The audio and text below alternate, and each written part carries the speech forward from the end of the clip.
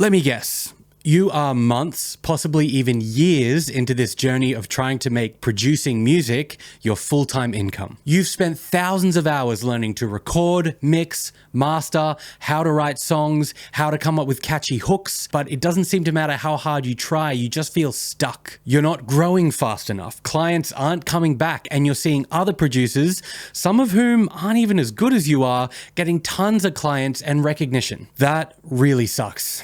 I've been there. You're sitting there watching all these other people grow around you and have success while you're thinking, what am I doing wrong? And here's the really uncomfortable truth.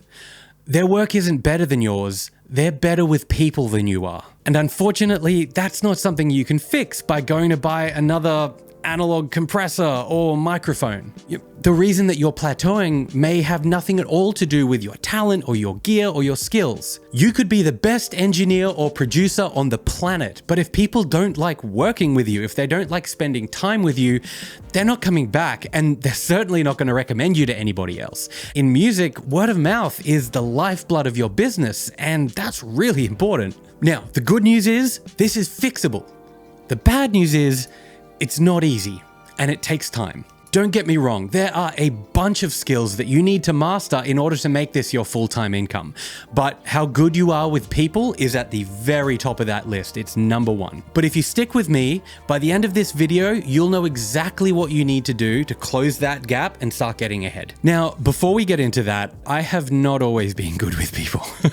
I want to tell you a story of what I consider to be the single most important moment of my life. From the outside, it would have looked like a small thing, but nobody knew how much it affected me, and my life changed that day. Years ago, I used to play in a band called Alpine Fault. It was my first serious band, and we had a lot of fun. We released an album, we toured around Australia, and we were doing really well. We used to fill out venues wherever we went. It was a good feeling. And we were also a family, and I mean that in the you love your sibling, but they also annoy the fuck out of you kind of way.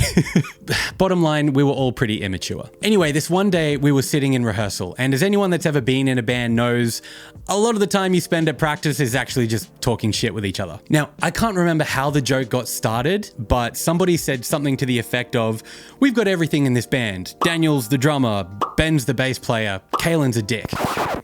And this got a pretty big laugh from everyone, including me. I've never had a problem being the butt of the joke, but something about the way it was said kind of felt like they meant it a little bit. And once the laughter died down, I was like, wait, are you serious? And there was a long, drawn-out silence where that question seemed to just kind of echo out into the void. And eventually Ant spoke up, and he was like, well, to be honest, man, you're kind of a dick a lot of the time, man. And I had no idea what to say. I think I probably said something like, oh, I didn't know. Conversation resumed, I'm sure, and I have no idea what happened after that, because to be honest, I was sitting there completely stunned in this horrible realization that the way that I perceived myself and the way that other people perceived me were two very different things. In the weeks after that, I started paying attention to the way that I spoke to people, to the way that I responded to other people, to the way that I would join a conversation and then make it about me. But look, overall, I realized that I was being an overly opinionated and arrogant dick, like a lot of the time. Now, this was shocking to me because I always thought that I was the nice guy, because I liked people and my intentions were good. But it turned out that there was always this really insecure part of me that thought that the best way to get people's respect was to be the loudest and most opinionated person in the room. And I know that deep down, with all the brakes taken off, I'm probably still that person. But I don't like that about myself. See, it's not about being a perfect human being. It's about recognizing your flaws, accepting them for what they are, and then working consciously to overcome them. The good news is that when you do something consciously for long enough, it becomes second nature, and then you don't have to be looking over your own shoulder as much. And then eventually, you don't even realize, but you're actually taking care of it automatically. So, here's the plan. I have broken this down into 5 critical social skills, without which you will fail. And This isn't some like touchy-feely advice that you've heard a million times about learning to love yourself and all that stuff. No, this is actionable steps that you can take today to fix this. Now, there isn't any one of these that's more important than the others necessarily, but I'm going to give them to you in the order that I probably would tackle them. Okay, so let's count them down. Now, the first one on the list, and I can't believe I have to put this on the list, but oh my God, you'd be surprised. And that is hygiene. If you rock up to a session looking and smelling like you've just rolled out of bed, you are sending the message that you shouldn't be taken seriously because you lack self-respect and respect for the people around you. So clean up, smell good, dress like somebody who takes pride in themselves. First impressions really matter and you only get one. Also, I don't know about you, but if I'm sitting next to someone who stinks, it doesn't matter how talented they are or how nice of a person they are, I am associating that person with ew. And this extends to your studio, so clean the place up, get rid of the clutter, and light some incense. It's so cheap and it makes the place feel really nice to be in. You want people to associate spending time with you with good feelings. And if you're asking them to sit in a cluttered or dirty environment, or worse, sit there all day breathing in your BO, they are not coming back. Okay, so now that I've gotten that out of the way, let's dive into the real stuff. So number 4 is listening skills. You know that person who's always just kind of waiting for their turn to speak and they're never really listening to you? Don't you hate that guy? Don't be that guy. Your job in the studio is to understand what a client wants and needs. Listen to their words, but more importantly, listen to their tone and their body language. It's about making them feel heard and understood. There will be times when you're going to have clients that have really bad ideas about their music and you're going to need to change their mind. But you're not going to do that unless you can demonstrate to them first that you've heard where they're coming from and you understand their position. Developing the patience to let people speak and not talk over them or interrupt them is critical. Take an interest, ask them clarifying or follow-up questions, allow them the space to get out what they need to. If you do that and you pay attention to what they're saying, you will make them feel important, and there is no quicker way to get on somebody's good side than that. And above all, don't be judgmental. You're going to have all kinds of people coming through your studio from all walks of life with different views and opinions and politics, and you have to be okay with that and not make them feel alienated. Being a good listener is the best way to establish trust with a client, and trust is everything. Now, you might have heard of this next one before, but if you don't know what it is such an unbelievably powerful tool. It's a game changer, and it's called mirroring.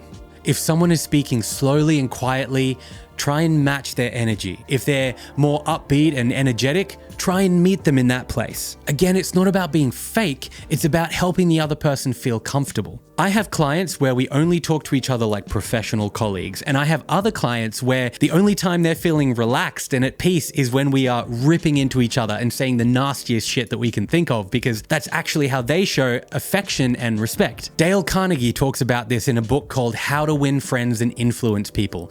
This is a book I talk about all the time. It's not the first time I've mentioned it here, and it will not be the last. Trust me. This is the #1 book that you absolutely must read if you want to learn how to get on people's good side, how to build rapport, and how to build genuine relationships with people. If you're worried about some book that's going to make you come off like some sleazy used car salesman, fear not. This is the polar opposite of that, which is probably why it's been a bestseller internationally for 89 years. Before we dive into these last 2 points, and trust me, you're going to want to stick around for those, I want to ask you, what's the toughest social situation that you found yourself in the studio? Maybe it's like a difficult client or like a band that won't stop arguing with each other. Let me know down in the comments, because I'm going to be reading through everything, I'll be responding to everything, and I might even share a few of my own in the future. And if you're enjoying this content and you want to see more like actionable tips on how to up your game as a producer and not just sort of the same old mixing and gear videos, although I probably will do a few of those in the future, hit subscribe, hit the bell,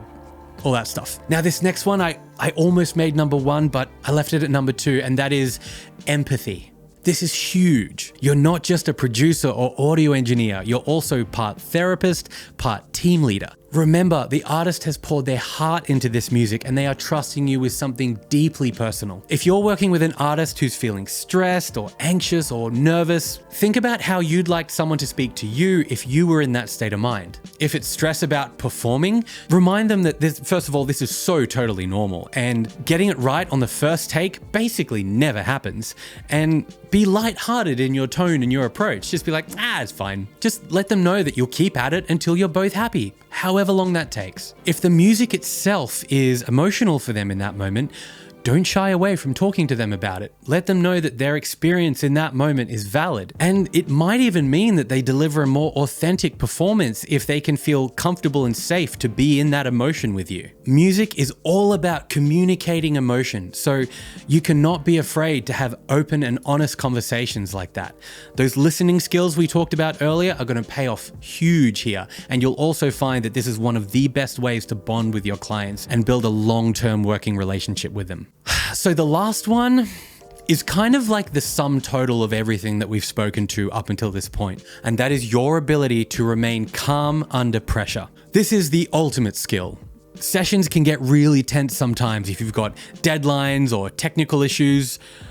I can barely remember a session that didn't have technical issues of one sort or another. That's just the nature of the game. People disagreeing with one another, and you've got to remember that your ultimate responsibility and what the client at the end of the day is paying you for is your ability to deliver. This means that you are the captain of the ship. You are running the session, you are calling the shots, you are making things happen on time. You're directing the artist because you know what needs to happen next in order to get the artist from A to B. If you lose your cool, the whole session falls apart.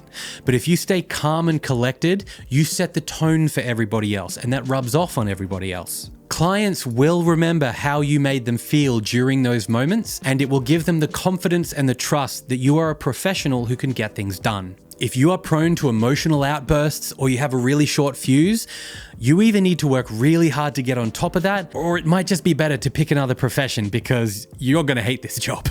You want people to remember how safe they felt with you behind the wheel. One huge tip here that works so well, it's honestly kind of like magic, is to stop and take some deep breaths into your stomach. And what I mean by that is don't let your chest rise and fall.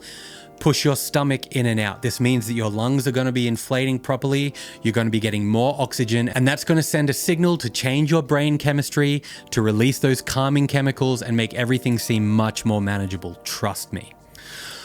So, remember how we talked about those producers who seem to be thriving, whose socials are blowing up, and whose clients keep coming back?